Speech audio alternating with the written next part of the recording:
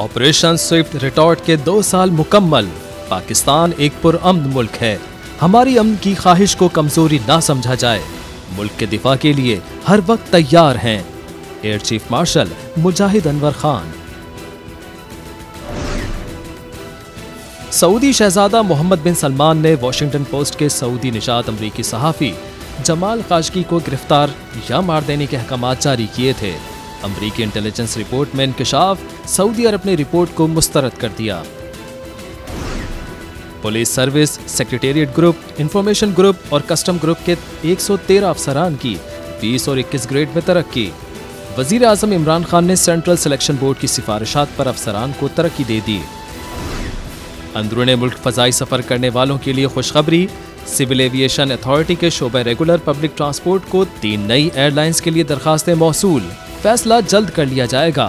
नई एयरलाइन कम से कम 3 तैयारों से 1 साल मुद्दत तक परवाज जारी रख सकती है। PSL के सनसनीखेज मैचेस जारी।